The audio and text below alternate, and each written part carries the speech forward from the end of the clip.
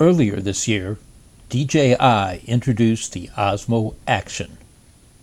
Packed with innovative features, such as a larger rear screen and a separate front monitor, people wondered whether DJI's first action camera would prove to be a GoPro killer. YouTube quickly filled up with videos comparing the Osmo Action to the GoPro Hero 7 Black. But these videos focused exclusively on how the cameras performed above water. We wanted to know which was the better camera for underwater. Unfortunately, we had to wait over a month after getting our Osmo Action before underwater housings became available for it. We then spent 2 solid weeks shooting side-by-side comparison footage in both fresh and salt water. The results seemed to vary widely, depending on factors such as depth, available light, and visibility. In the end, however, it came down to one single clip. We were at a depth of 24 meters or 80 feet off Jupiter, Florida.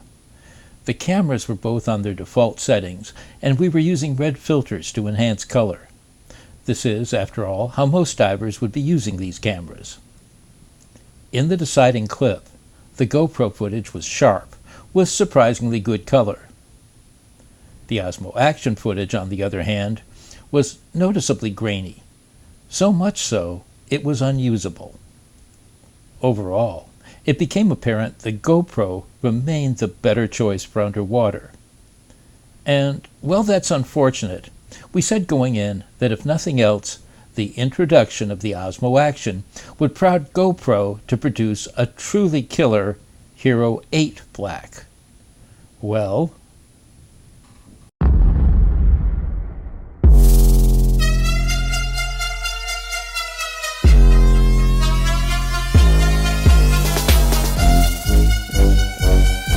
it seems we were right. The new GoPro Hero 8 is loaded with features never before available on any action camera. Most of these cool new features, however, don't apply underwater, which begs the question, is it worth upgrading to the Hero Black for underwater video? We decided to find out. The good news is we didn't have to wait. Even though there are many accessories for the GoPro 8 which won't ship until December, the underwater housing is available now. This is important, as the Hero 8 is a larger camera than its predecessors and requires both a bigger housing and different color filters. So let's get to the bottom line. When used underwater, does the GoPro Hero 8 Black offer significant improvements in color and clarity over earlier GoPro models? Well, not really. In fact, it's unlikely most viewers will notice any difference. That's not to say there are no differences. Let's take a look at some side-by-side comparison footage and point out where and how the Hero 8 may have a slight advantage over cameras like the Hero 7 Black. In the first of these clips, both cameras use GoPro's flat color profile. This is how most video professionals shoot, as it allows for maximum color correction in post-production. We were also using video lights. If you notice any difference at all, it will be due to the fact the Hero 8 introduced what GoPro calls Hypersmooth 2 image stabilization.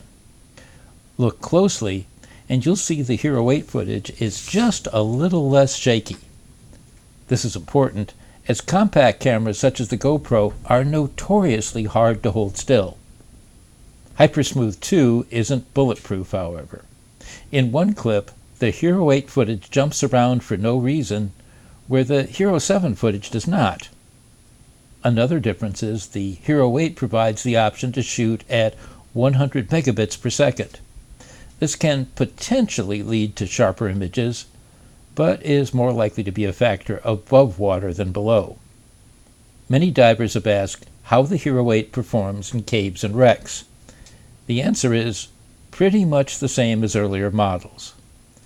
As long as you use at least one good video light, you'll get reasonably sharp footage. Without adequate light, however, everything will be grainy as hell. We shot the second round of clips using the camera's default settings, available light, and Polar Pro's magenta filters.